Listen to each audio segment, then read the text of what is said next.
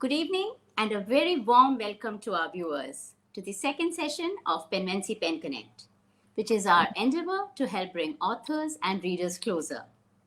In the previous session, we had Anirban Bhattacharya, and today we have with us Vani. Vani is an international writer, journalist, columnist, and art curator. She took a plunge into the world of fiction writing after working as a business journalist for leading newspapers like the Times of India and the Financial Express. After exploring non-fiction and then romance, she now explores the other side of fame in her latest romantic thriller, Seconds Later. Welcome to Penmancy, Vani. We are absolutely delighted to have you as our special guest tonight.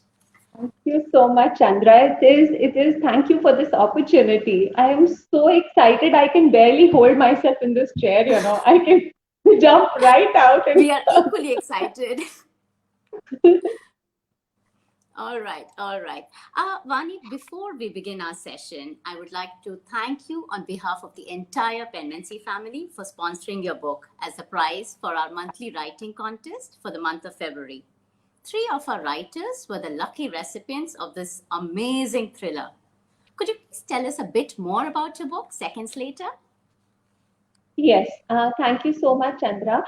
First of all, I want to thank you. I want to thank the entire team at Penmancy and Kajal for giving me this opportunity. When she called me up about this giveaway, I was so excited because you all are a global platform of readers and writers, and you're helping people craft their ideas into stories, and you're doing so much, really.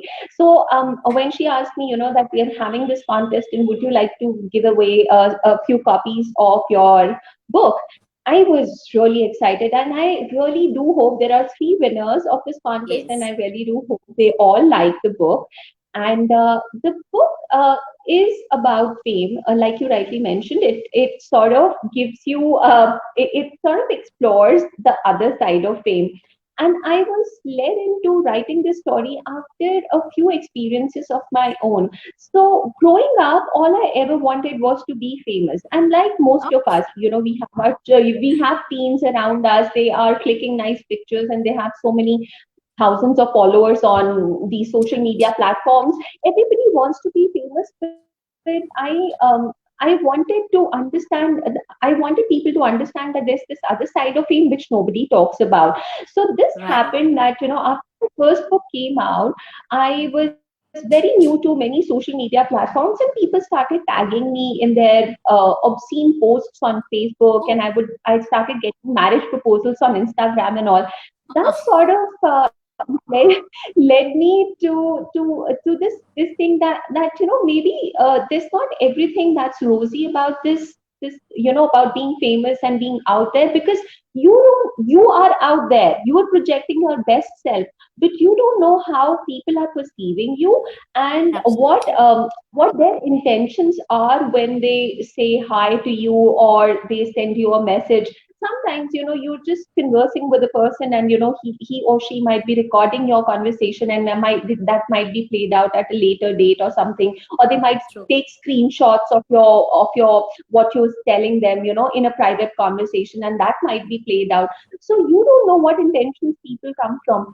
Exactly. And this is what exactly I was trying to explore when I was writing this novel, and I've done it through the eyes of my protagonist is a 19-year-old girl, and that Right. made the whole thing interesting because at 19 you see this world and you want to be something, you want to be noticed by people, and you don't know how to protect yourself. That is, it is not Definitely. what it looks like, not everything. And it was very interesting to write Nikita's story. So this is what my novel is all about.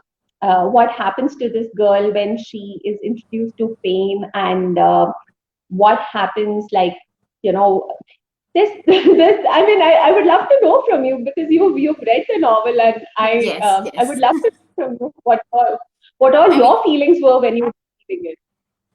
see, you already know how much I've loved the book, but for the benefit of our viewers, let me tell you, it's an amazing book. And today, this moment is in fact, a fangirl moment for me.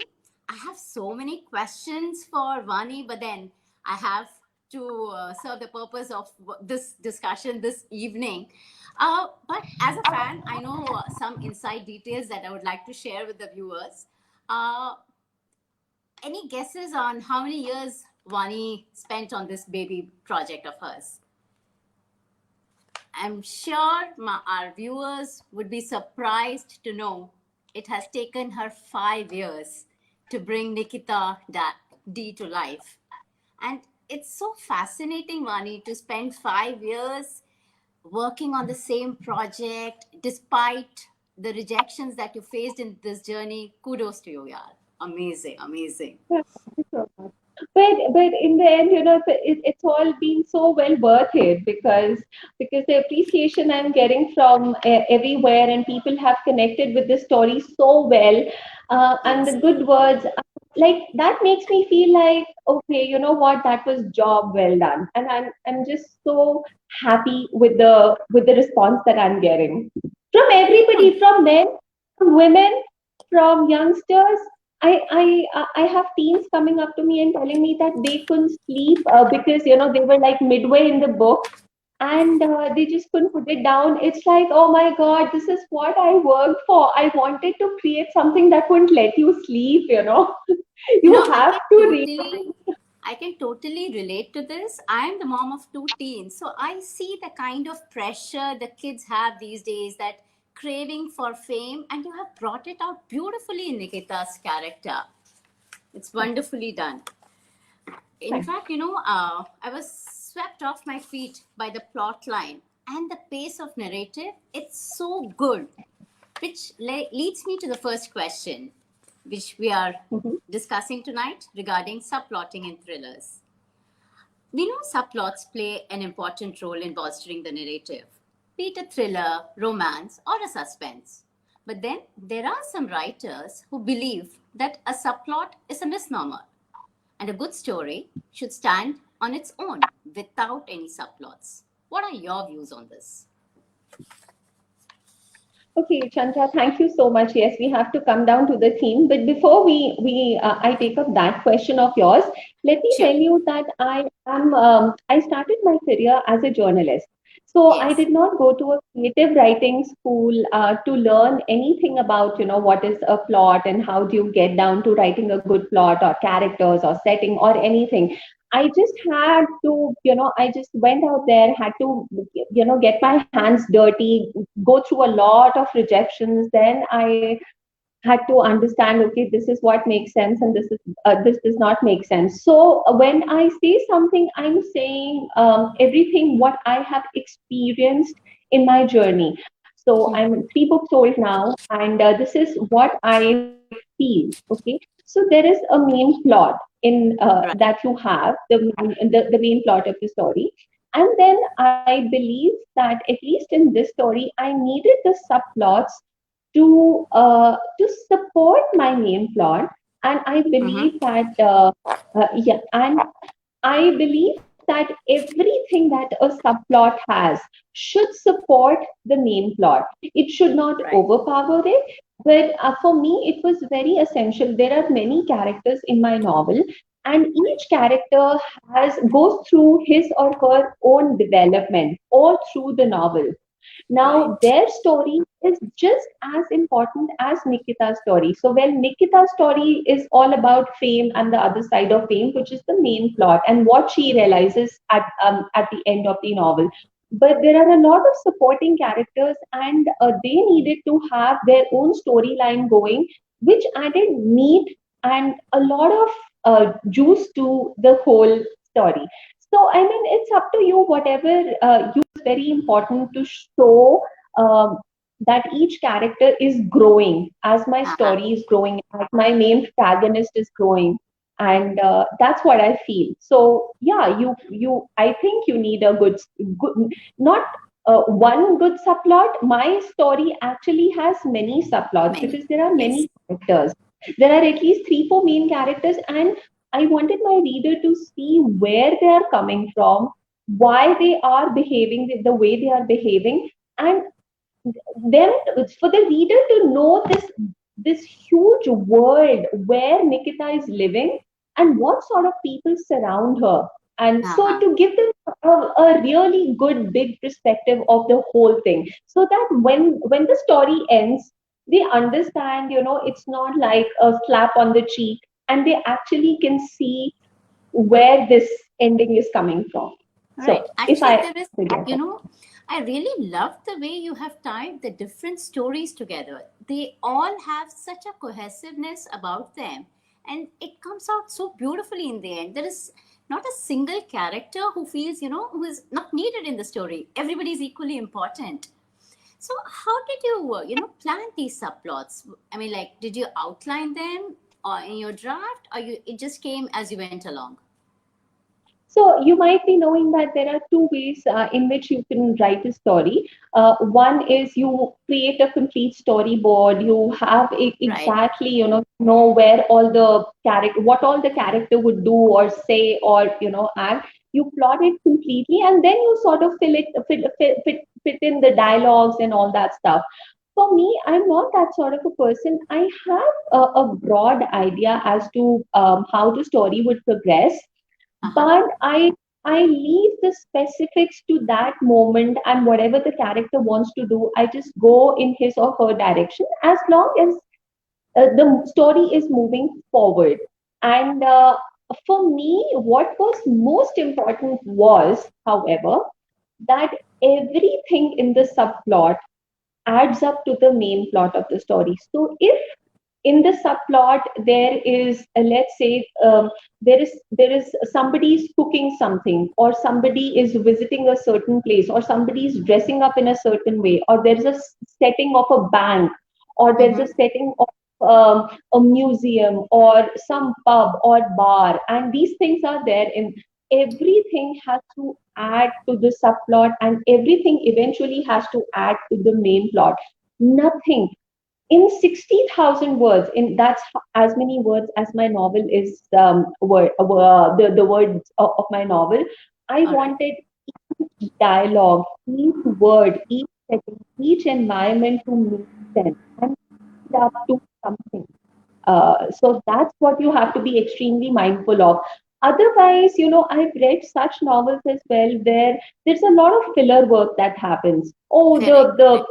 characters are just, cooking and just having random conversations which do not, Right. and there are pages upon pages of these random conversations which do not make any sense. For example, we've all read and loved 50 Shades of Grey. Now, the first book is very good, but the second book is just a repetition. There's a lot of repetition of the sex scenes and the same sort of settings. He takes her to his expensive house or whatever, and they're just doing the same routine. So it's just sort of, I mean, I don't know whether that's a good example to give or not, but you get it. Because it's just that, if you're doing the same thing and you're just repeating the same thing, doesn't really sit Correct. well It overall. has to add value to our reader, right?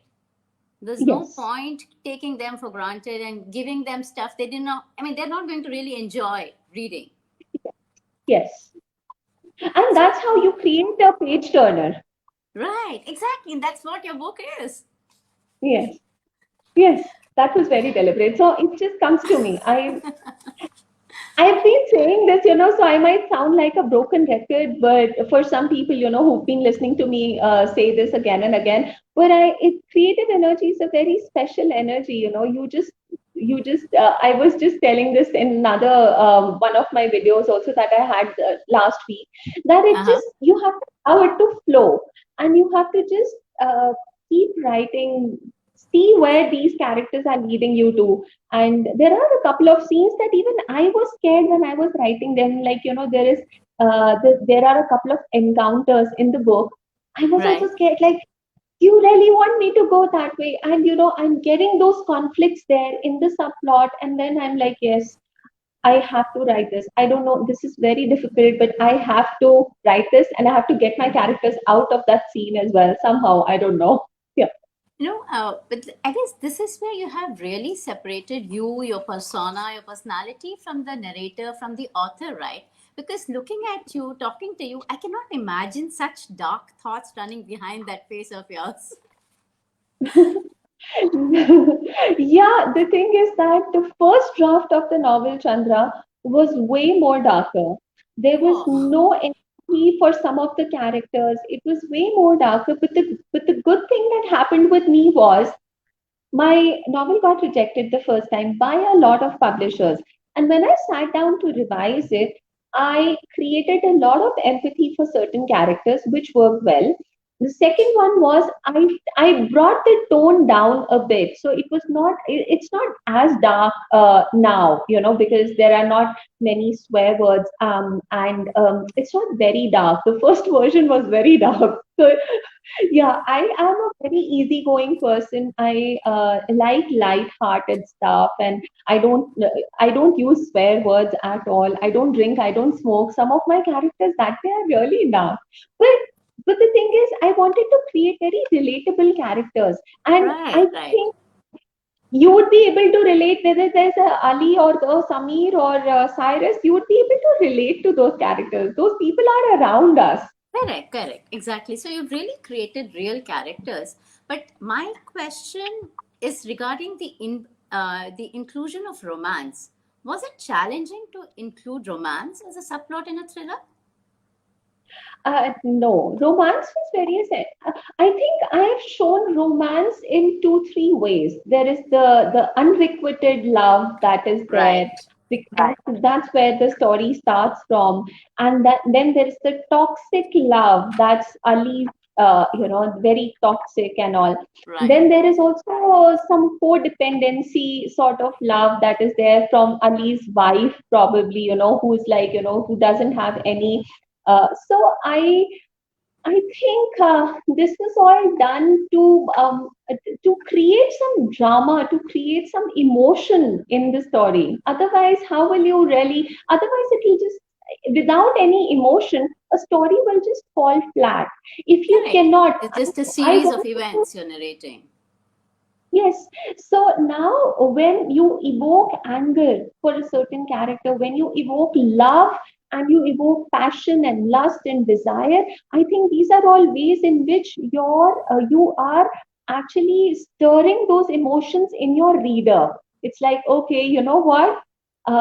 That's what she or he holds for that person. So maybe the reader also starts having some emotion. So maybe, Exactly. maybe because Cyrus loves Nikita, so maybe the reader will also end up loving Nikita for the things that Cyrus loves Nikita. So it's just a way to evoke your emotions and all. I was just trying to play with all those emotions I could play with.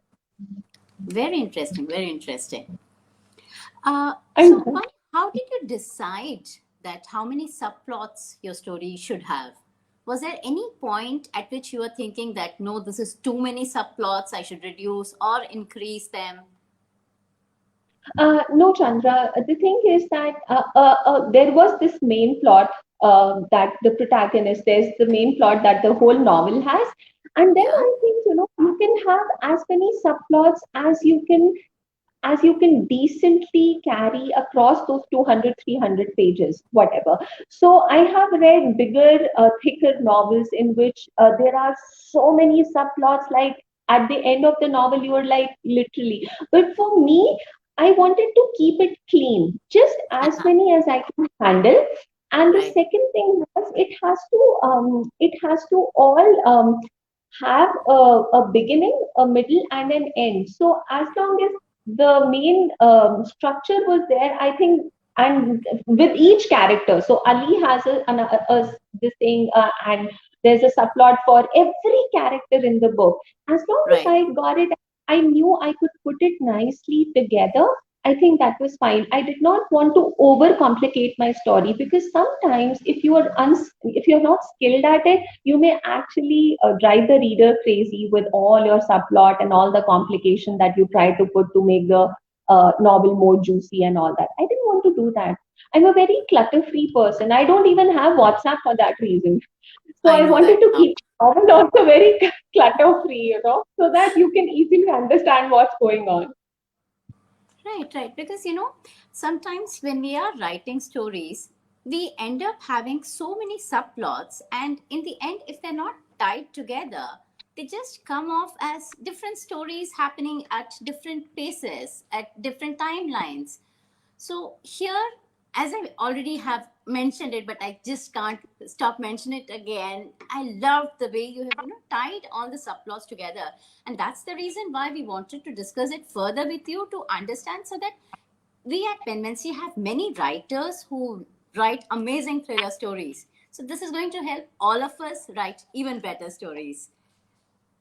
Yeah. So for me, I think the only thing, which so when you were saying that, people do tend to write a lot extra, I think as a Right. writer, what you should also be prepared to do is to delete what is not serving the purpose of the novel. So you Correct. might have a lot of extra scenes, and some people might end up writing like 10,000, 20,000 words, and have the courage to delete what's not working for you, because sometimes it's not meant to go into the novel, but what it's meant for is to enhance your own understanding of the characters.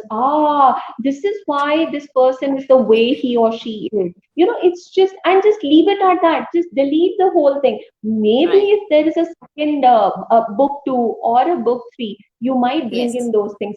People have done that. Right. It really, holds the reader's interest. Yes, yes. So And also, apart from, usually, yes, no, please no, carry no, on. go on. No, no, go on, go on. Nothing. No, no. So I was just wondering, you mentioned that every subplot needs to have the entire story arc. So, apart from that, as a writer, is there any other technicality that I must be aware of and keep in mind while I'm plotting my subplots?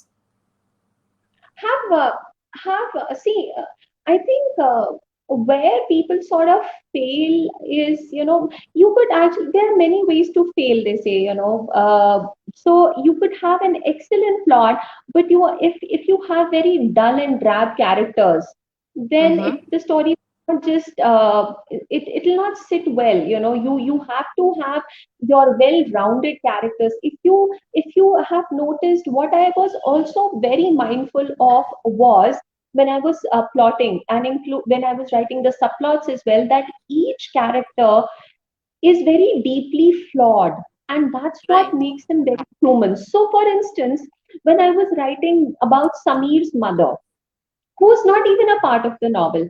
But Correct. she is like, he describes her as a mannequin. And he's like, she's all plastic from top to bottom. And for once, maybe the reader might think, oh God, why is he objectifying his mother? But then later on, you come to know why, the reason behind that. So for Yes. me, that whole thing about, I'm just giving one example to you, because Samir is just one subplot that is there, that is a main one in the novel. And for me, it was very important to to have very well-rounded characters to carry these subplots. His father has his own flaws. Similar is Right. the case with, you noticed, Cyrus and his family. He has Right. parents who are always fighting with each other in a very crazy sort of a way. So writing that, and then what it has done to this boy, and how eventually they sort of uh, whatever happens later, why it happens, because the parents, one parent cannot see properly because she is like so old, and she so somebody comes to her house and just crushes the spectacles. So that is one thing, that whenever you write characters, give them enough flaws, but not too many as well, just as many Right. as are needed for the purpose of the book. And second thing is, pace your novel. Like for me, pacing is so important. Every word, every paragraph for me has to drive the story forward.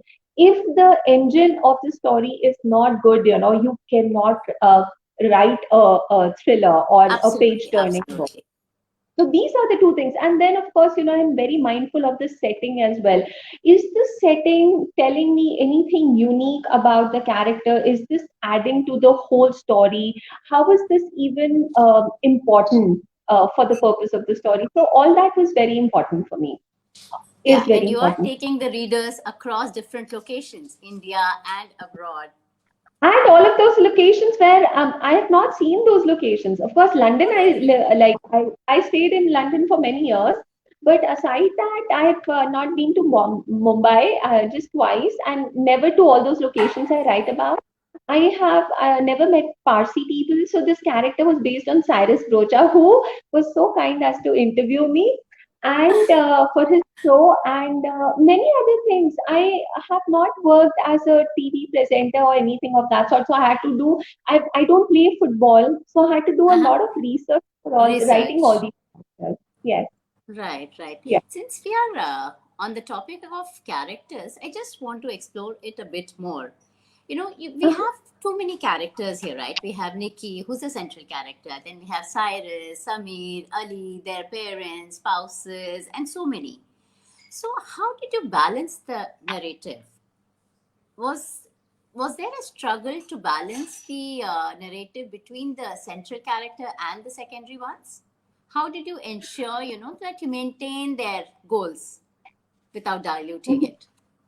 For me, it is very important that I read a lot of books. For me, it's very important that any character that's written about, it forms a first impression in my mind. There's Uh-huh.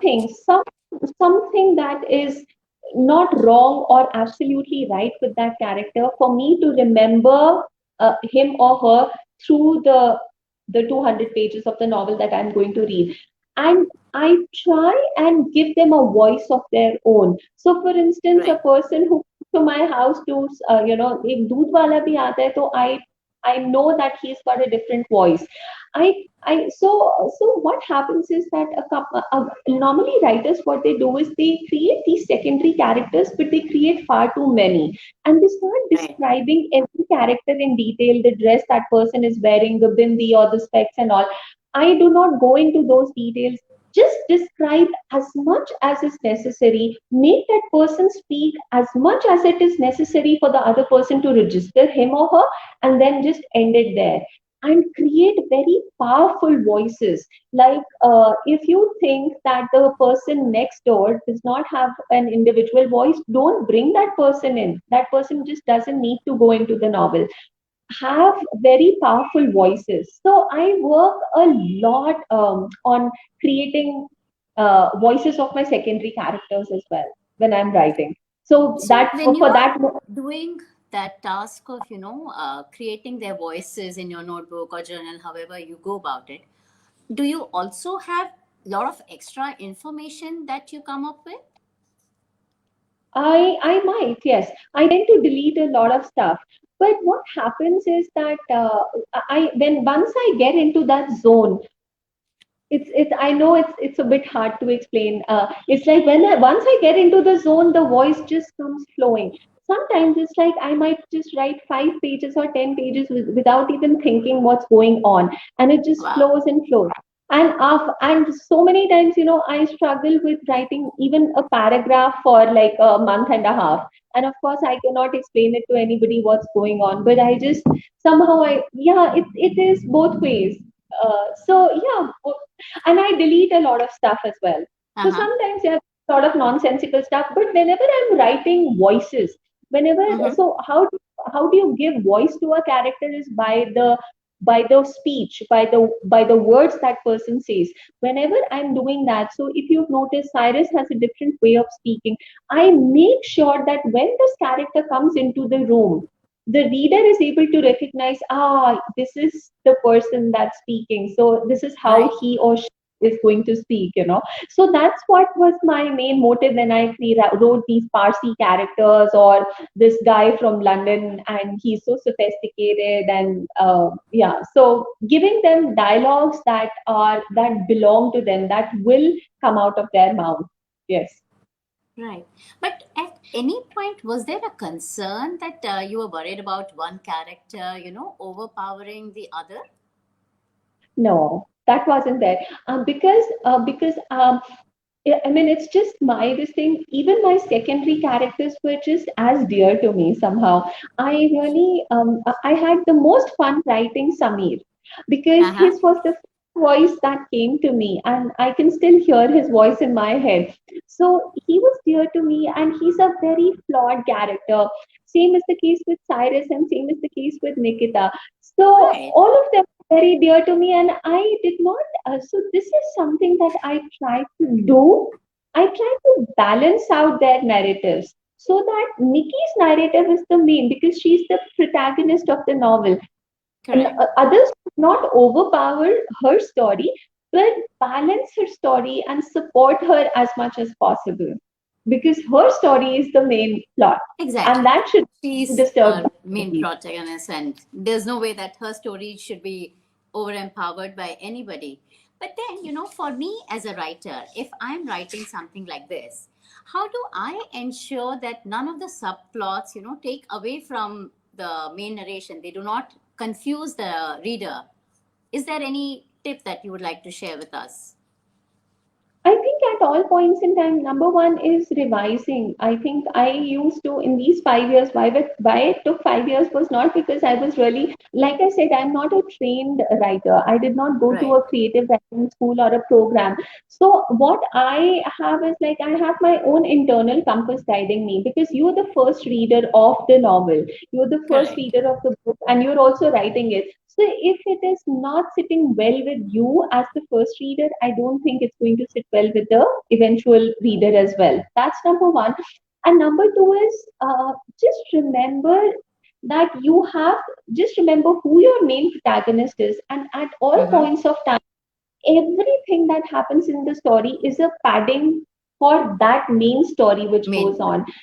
Right. Yeah, and then, you can actually have like a thick padding or a thin padding. It's really so you have stories like Game of Thrones, which is like 8 or 9 they're like tomes. They are like really huge. You Right. have this main story which is going on, and you have a lot of padding. There are so many worlds created around that. So many places where the story takes place, but that main storyline still goes on. So it's all a tough balancing act. You have to keep going back and forth, reading, revising, deleting, editing a lot to come down to that main story. I think that's all what writers do when we sit in our rooms, Correct. doors closed. That's what we do all the time. And then I've heard people say, Vani, writing is not hard work, and I'm like, God, at the end of the day, I'm so exhausted. I cannot just look at anybody. I'm really exhausted, and I know you would know because you're writing yourself. Yeah, I It, know. it It is tough. is not somebody a non-writer would really get. They're like, "हाँ लिखते Yes. हो, what's the big deal?" So it's So not what's the tough. big deal? Oh, and like somebody has said, I think it's Maya Angelou, but I'm not too sure. Somebody has said good writing is really tough. Somebody has said that. So good writing is not easy. You can do trashy writing. That's easy. But good writing that it makes sense to you is like really tough. Vani, Yes. we are almost at the end of the session, but Yes. before we wind up, I would be throwing open the floor to our viewers for their questions. Now, before we even get there, I'm going to ask you some rapid fire questions, and you have to answer what comes first to your mind. Yes, sure. Right. Our viewers, you can be ready with your questions. I just highlight them after this. All right, Vani, first question. What do you prefer, thriller or romance? Thriller.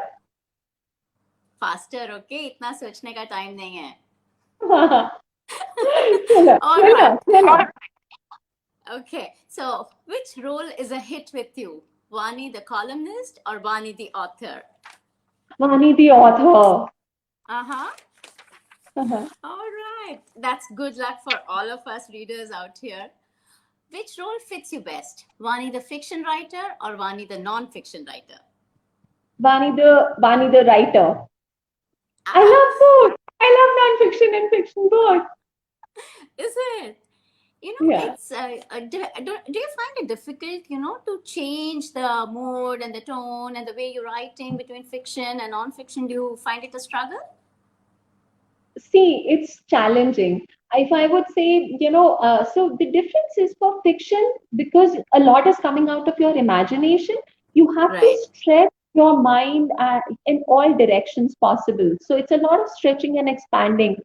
and you have to create everything from your imagination. Of course, you can write from your experiences also. That's also one way you can do it.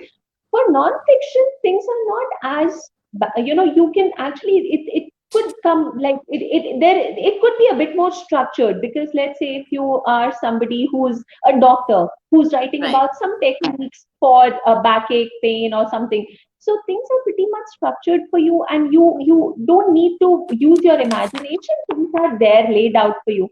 But I would say both are very challenging, and I love both. I love writing. So it's the only thing that probably I did not enjoy as much was journalistic writing, because it was Uh-huh. very new, and I was just given like 300 to 500 words in which I had to just finish my article. So that wasn't creatively very satisfying. That's the only thing I did not enjoy. Fiction and non-fiction, I don't have a problem. I enjoy both. In fact, Chandra, my next book is non-fiction. I'm working on that, and it's a Wow. self-help book for women. Uh-huh. And Yeah. what is it about? Is it about a It's particular topic? it explores themes that are dear to us women, but those that we seldom talk about because we are shy or because we are told not to. I'm still working on it, so it's still All work in right. progress. I don't know whether I'll be able to finish it this year. I've been working on it for 2 years now, all through Wonderful, the wonderful. yeah. All right. So I will just I'm at the end of my rapid fire, and then I'll take questions from the viewers. We have a lot of questions for you. What takes more of your time, writing or editing? Both, both. Both. It takes me a lot of time to write. I think editing is like I do it side by side, because I read my draft so many times that I'm continuously you working on the edits as you go along, right? So it's Oh, not okay. specific. I don't. So some people, I think, they write first and then they revise Yes. and they edit. I don't do that. I read my draft multiple times and just keep editing as I go along every day. I work like that. All That's right. So how. let me just take a question. This is from Lalita, and she's one of the winners of Seconds Later. Yes. Lalita, Can I hope you like my work. I'm sure she does. Can subplots be used to provide comic relief in an otherwise serious plot? A Of wonderful course. question, Lalita. Yeah, wonderful question. Thank you, Lalita, for that question. I hope you like my book. And yes, if you have a plot, which is, let us say, you have a tragedy in the plot, or let's say it's a riches to rags story. Let's just assume you could have a subplot which creates sort of, some light-hearted moments for the readers. And why that is important is because otherwise, you are taking readers down a journey where it will create more sadness and despair. And that is, if you don't want to do that, yes, subplots can create that padding where they can bring some light-hearted moments and some comic relief to the main plot. Yes, of course, you can do that. Any Sure. examples, Chandra? Any examples that you can think of? I actually have never attempted a thriller. So I am more into serious, boring, dramatic kind of writing. But then I'm learning a lot. So probably I should, attempt it sometime. There Lalita just replied to it.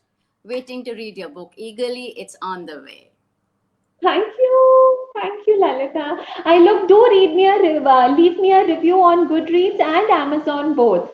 I'd request all the readers to leave me a good, can I say good review? Can I say good?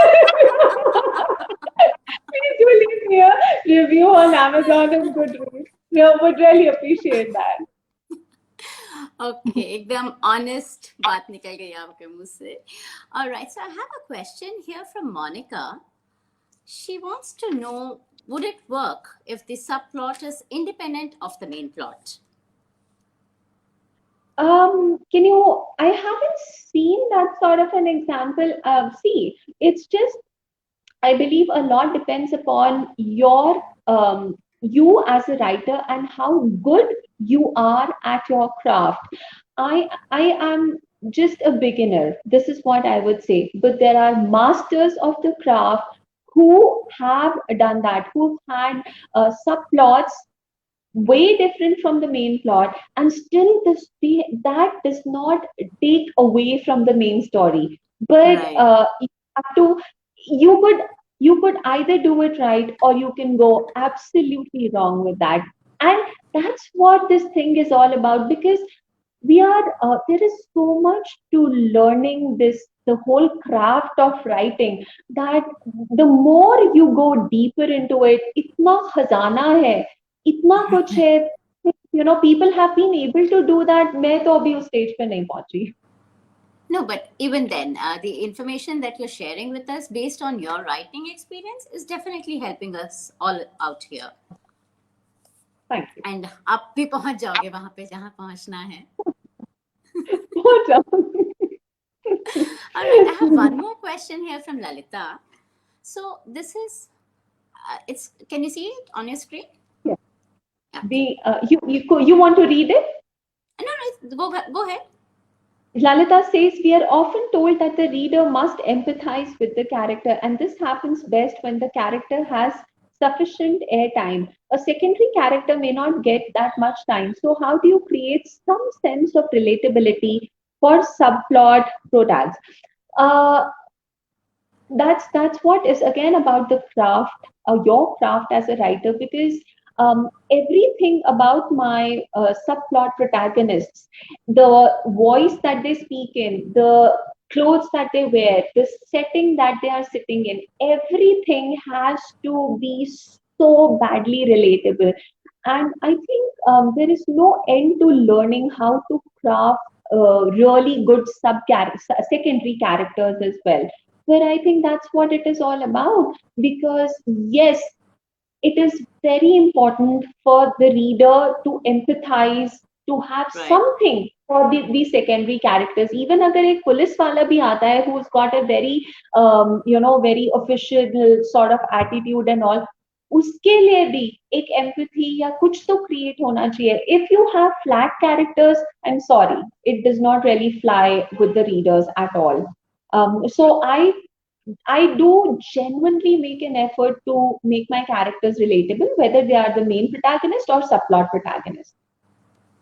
Right. I guess if as a reader I'm not able to relate to your characters or even empathize with them, I'm not going to really form a bond with the character going on in the storyline. Like, I'll not for instance, care about what's happening to them.